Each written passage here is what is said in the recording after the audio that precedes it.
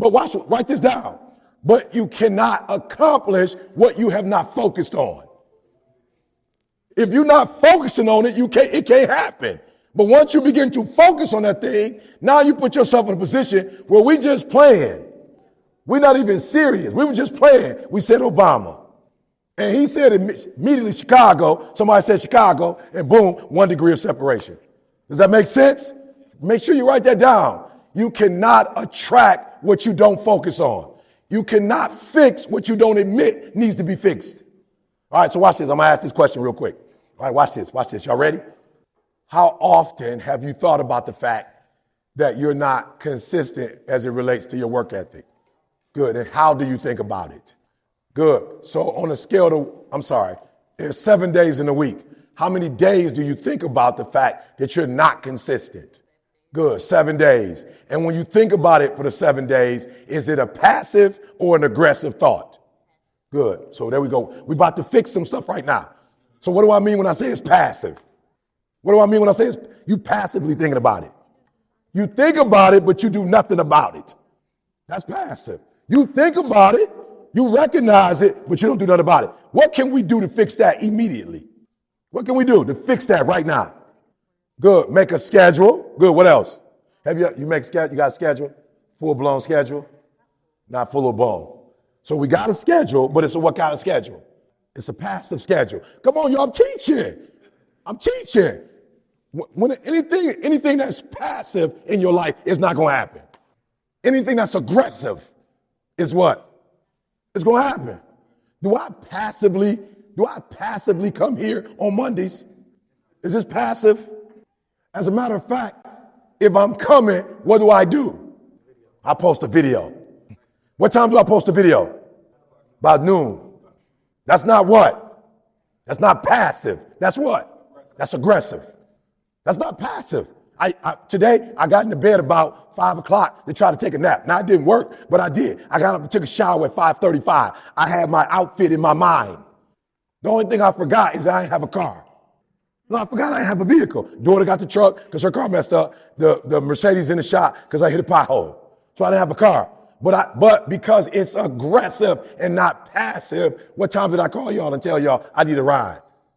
5:50. Not at what time? Not at 7. Are you hearing what I'm saying? So I want you to write down what things in your life are passive and what things are aggressive. So good. So we got a schedule. So now we're going to get a aggressive schedule. Good. All right. What else can we do? Good. Use a planner. All right. I just tell Siri, please remind me I got to do this. Good. What else can we do? That's the bingo.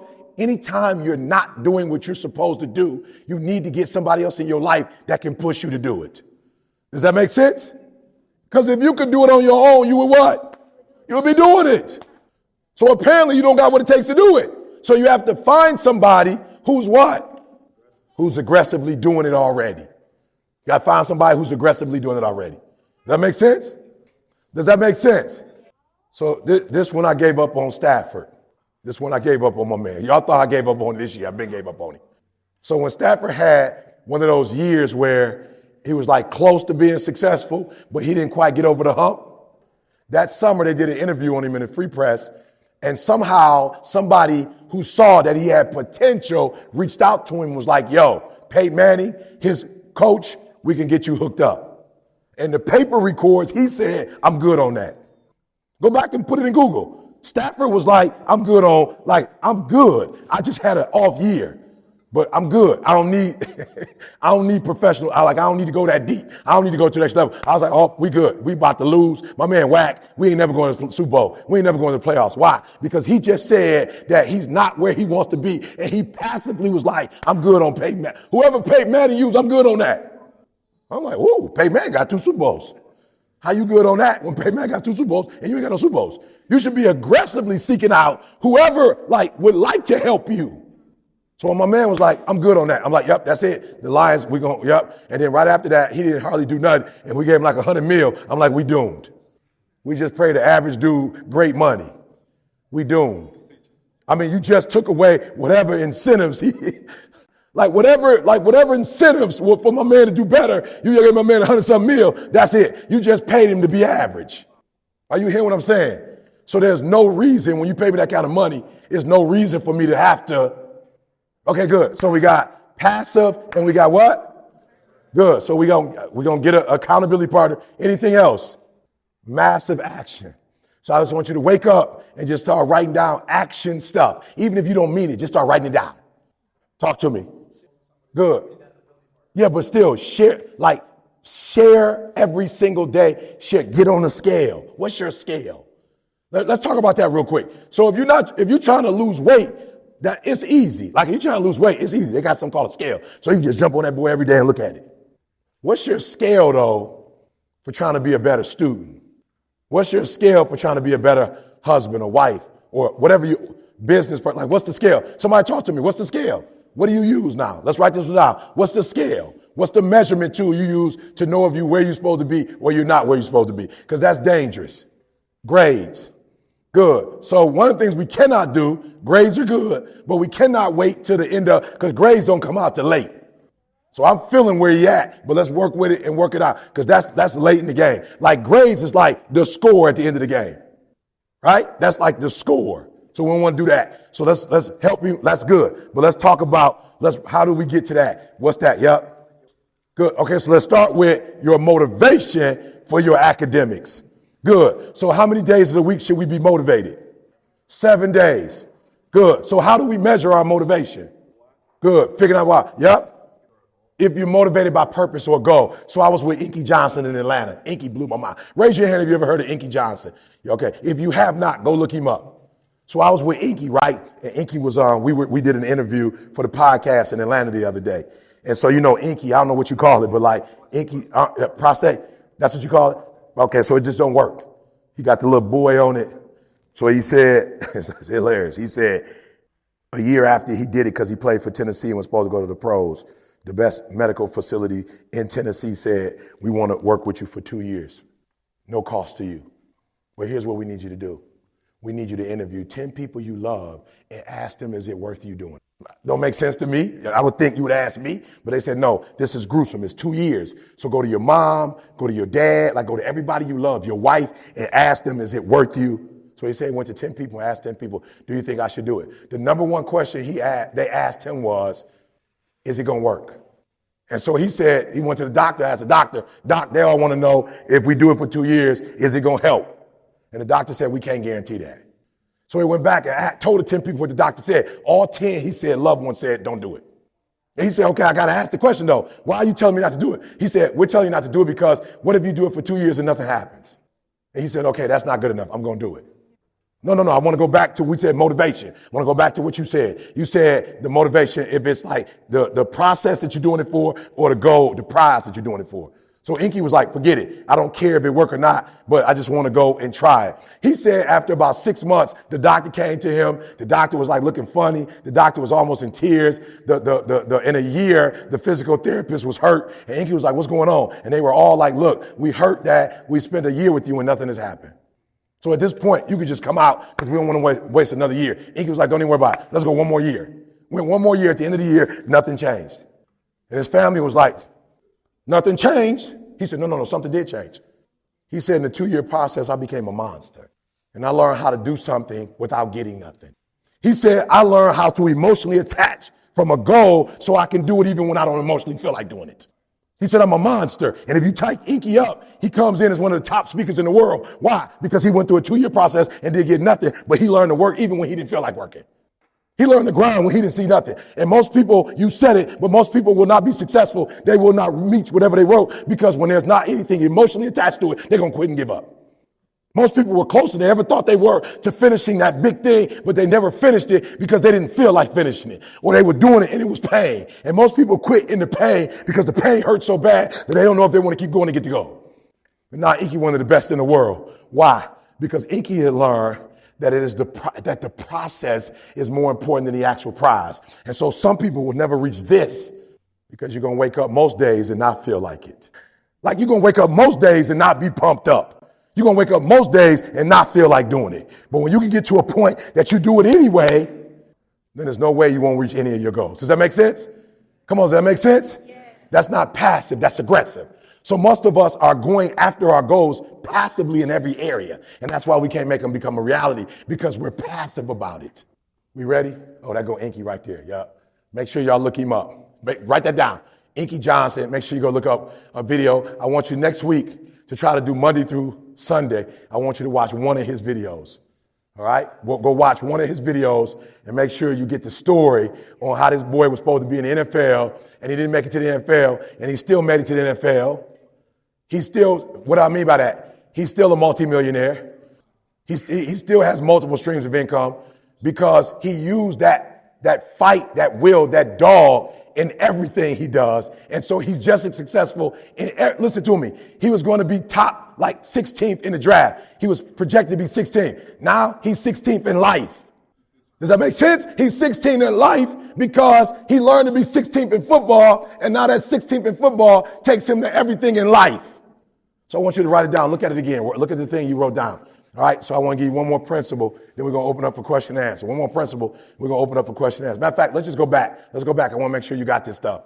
Right. And I want you to make sure you circle the thing that was most important to you. The very first thing I said to you, I asked you was what? Good. What are you here for? Right. Because there's a difference between a man and a woman who's living for something versus a man and a woman who's not living for something. Right. So I want you to study. Man, I wish I had the research up here, but there's research that proves that people who have a sense of purpose outlive people who don't have a sense of purpose.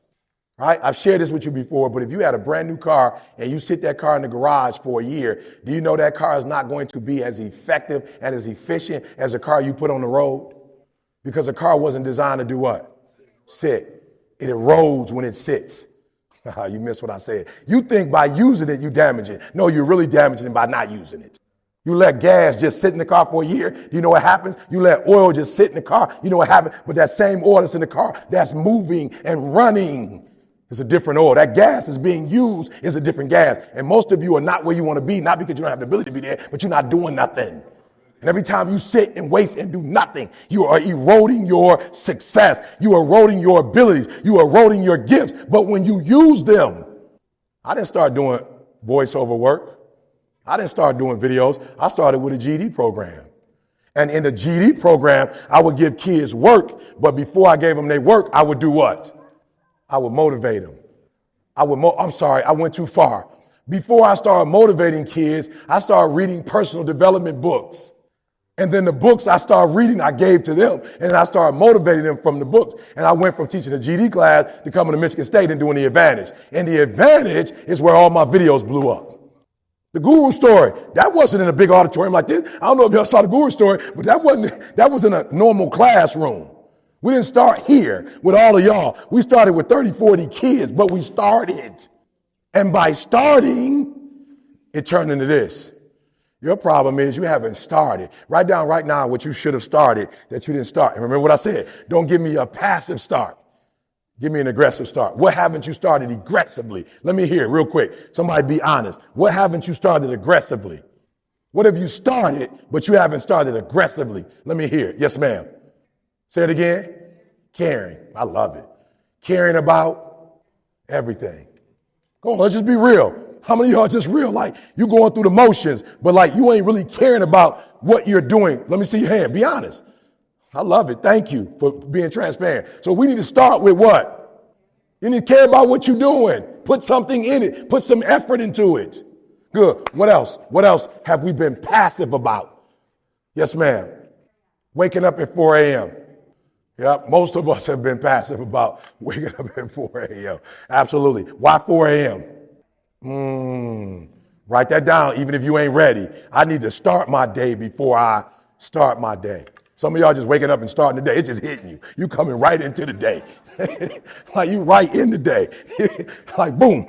You ain't even got time to get ready. I told my wife, I woke up at 6 o'clock this morning. I stayed up late last night, got up at 3, but was like, okay. No, I got up at 2 something. That's what threw me off. I got up at 2 something, got up, did my thing, and was like, yo, I don't usually get up to 3. This 2 something. I might be a little too early. You know what I'm saying? Went back to sleep, got up, it was 6. I couldn't do the stuff that I normally do because I had to start the work at 7. So I wasn't even able to like go into my day. I didn't go in with prayer. I didn't work out.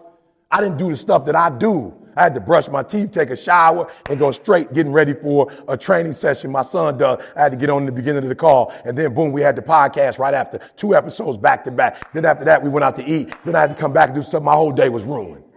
My whole day was ruined. You understand what I'm saying? Then I messed up, hit a pothole, didn't even see the pothole. Now I got to stand in line at Discount Tire. I think I'm doing something by getting there at 8. Me and everybody else had the same idea. Am I lying, Nikki? I get there at 8 o'clock in the morning. It's a line all the way. I'm like, everybody got the same idea? We all hit the same pothole. Was that a setup?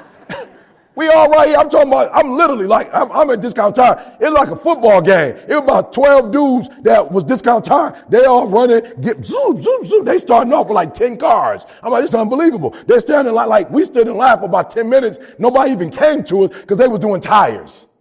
I told Carl, I was like, yo, Carl, next lick, we open up a Discount Tire, bro. This joker, they making bread, bro. They getting paid. It's 8 o'clock in the morning. It's about 40 cars outside. Then me and my wife just want to go pick up our car. I was like, yo, it's 6 o'clock. We got to go get our car. I get there at 6. It's a line inside. And it's cars. I said, what time you close? They said, when we finish the last car. I said, what time you going to be finished with my car? They said, about an hour and a half. I'm like, I'm buying a Discount Tire. Y'all busy at 8 in the morning. Y'all busy at 6 o'clock at night. I need a Discount Tire. Somebody getting paid this joint. Good. Talk to me. What else are we passively doing? What else are we passively doing? Come on, talk to me. I need 2 more people to be honest. Good. Starting a nonprofit. Good. How long have you been thinking about doing it?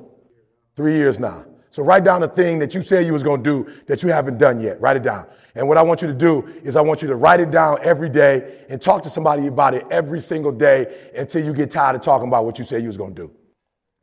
Listen to me. Do me a favor. This is how life going to try to punk you. Life is going to tell you, you've been talking about that too much. Shut up and don't say nothing else about it. My first book, which is still selling on the shelf, The Secret to Success is still selling. Matter of fact, somebody said the other day, this is crazy. There's a young lady who volunteered for us. I'm not lying. I thought she was lying. I don't know if you remember this, Valerie. I thought she was lying. She said if you go online and try to buy that book, it's $69. I said, what?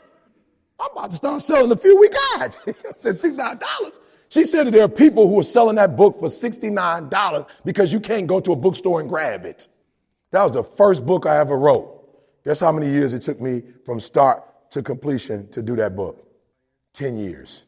Took me 10 years. But you know what I never stopped doing? I never stopped telling people I was going to write a book.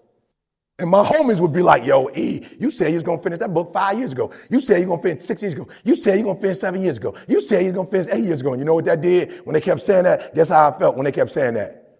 Got on my nerves. I said, one of these days I'm going to shut your mouth.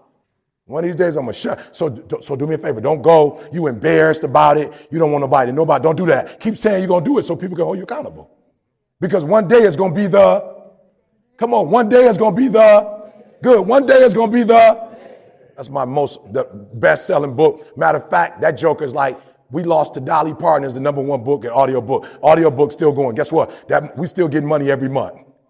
We still getting a check every month off the audiobook. People love, I be having kids all the time. I don't like to read. Okay, listen to the audiobook. They're like, the audiobook. It was like a movie.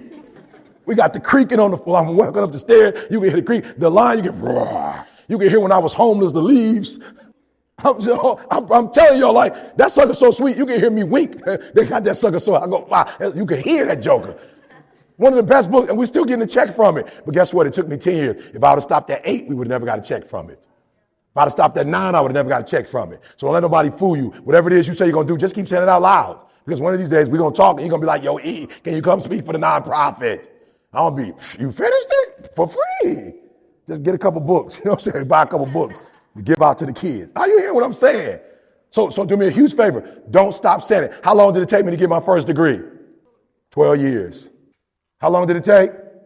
12 years. How long did it take? What is the year that most people, if they don't get their degree, they stop? What year is the year? Because it's not 4, but what's the year that if you're working on it and you don't get it, when do most people stop? At what year? Year 6. It's where most people quit. I went 6 years after most people quit. Most people quit at 6. I went to 7. I was like, yep, I'm going to finish this joker. 8, yeah, we're going to get it finished. 9, yep, I'm almost there. I'm almost going back to get it finished. The 10th year, I was like, let's go. And then boom, the 12th year I finished. And guess what the beautiful thing is? It does not have on my degree how long it took. You only know because I share it with you. My degree has, you have all the rights and privileges that the person who got magna cum laude, we got the same privileges and rights. Now I need you to hear me, because some of you be tripping, you be quitting because you ain't as sweet as somebody else, or you don't got it going on like them. The person that got magna summa cum laude, whatever the summa cum laude, whatever the laudes are. I didn't get none of the laudes, but guess what? I just got a call from one of the I don't know what you call them, but like, it's not the president, but like the VP was asked, can you come this year, alumni, and we want you to speak. Took me 12 years to finish, but they want me to present. Can you imagine that? It took 12 years for me to finish, and then I finished with like a 2.67. And they're like, we want you to come back and rep. Matter of fact, we've been using your picture on the Eric went here. You know what I'm saying? I'm like, you took me 12. Did you tell me it took 12? It's like, no, we'll never say it took 12, but we do got your picture up there though. Can you imagine that? I think my daughter, one of them told me, they was like, Dad, did you know